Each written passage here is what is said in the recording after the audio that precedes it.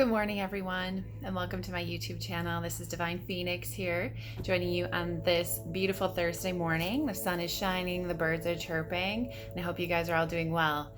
We're going to talk about, are you a careaholic? Not the best term, but do you overextend yourself? Do you prioritize care for others? Are you an empath or a highly sensitive person? Do you display self-sabotaging behavior? If you're a lightworker or empath, you likely are in some way. And if you're finding this channel, it could likely be you. Let's talk about 3 signs that you're a careaholic and how best to fix them. Stay tuned. Number 1, you're a people pleaser. Doormat, pushover. If these are terms that people have told you, you're likely a careaholic. Number 2, you likely are self-sacrificing for everybody else. You put yourself last. Your self-care routine is always the first to go. For me, I noticed that I would easily change plans for others. I would change my self-care routine, like exercising and eating right, so that I could, spend time with friends and family or go out to dinner or do different things. I was always last. I was not a priority. Number 3, and probably the most important, is that you're living your life for other people. And understand, this is one of the biggest regrets of people who are in the process of dying. Living your life for others and what others expect of you, and not for your true joy or for your true purpose. And a lot of times we don't even know what our true purpose is or what we even like, what we want. Sometimes if you even ask people that on a real level, they're completely stumped because they've never even thought about what it is they want to do in this world or what it is they want.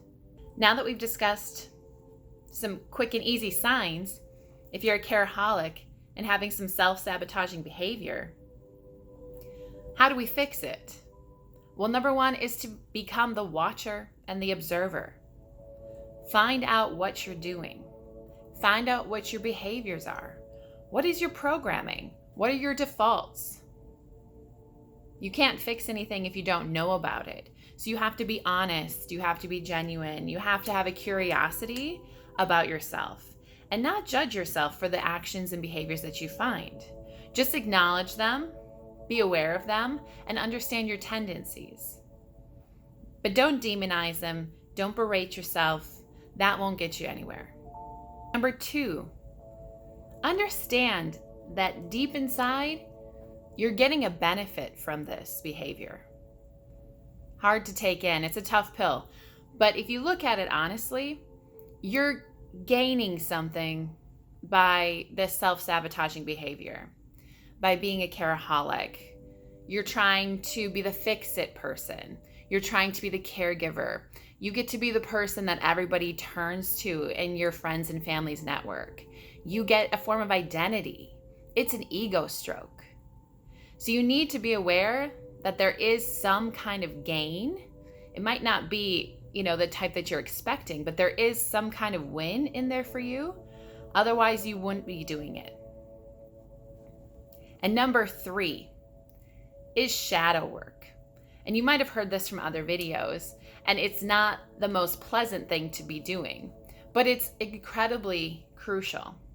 It's what you call inner work, healing the inner child. It's understanding what you're doing, why you're doing it, and accepting it, loving it, and releasing it. There was some traumatic event in your development, in your upbringing, and going back, it might not even be all that traumatic. It could have been, you as a 5-year-old getting excited to show your artwork to your friends and family, and they turned you down, or it wasn't the response you were hoping for. Even that simple of an act could have equated in your mind, I'm not good enough, what I do isn't good enough, I didn't please them. So I need to find stuff that will please them. And then that can change your whole mentality for the rest of your life and create this type of behavior. It's not something that you're a slave to or forever limited to that type of behavior, but it's a choice now. It's something that you can become aware of. But without doing the inner work, the shadow work, healing that inner child, seeing what needs are still there for you, it won't be successful. And it's scary. It can be a dark place to go, because sometimes the deepest journey, the scariest journey, is going inside. But that is your key to freedom. That is your key to enlightenment. Number 4, put up healthy boundaries. Because if you're a careaholic, if you're a pushover, if you're a people pleaser, you don't know how to say no. I didn't know how to say no, or I didn't like saying no. I felt bad. I let myself feel guilty for saying no. If I couldn't always be there for people, if I couldn't always be the person they thought I was going to be, it was painful. And that's because I realized I was doing things for other people and not really for who I wanted to be or who I was. And if you continue doing that, you're going to find yourself in a state of anger, resentment, and hating your life. And number 5, be okay with not being liked. Again, this is a hard one for a lot of people, myself included. I like to be liked. Most people like to be liked. But it's okay to not be liked. It's okay, again, to set up those healthy boundaries and people not like you for it, or what you think people don't like you for. This is going to be probably the most difficult for those who are closest to you, your friends and family. And this could be the most troubling or the most uncomfortable aspects for you.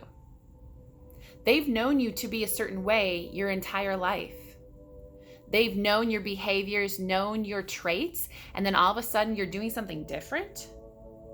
Who is this person? What have they been doing? What has changed?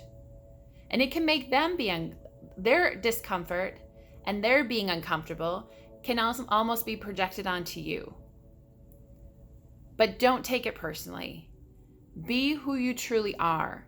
Be authentic, so that you don't end up living your life in this vicious cycle of self-sabotaging behavior.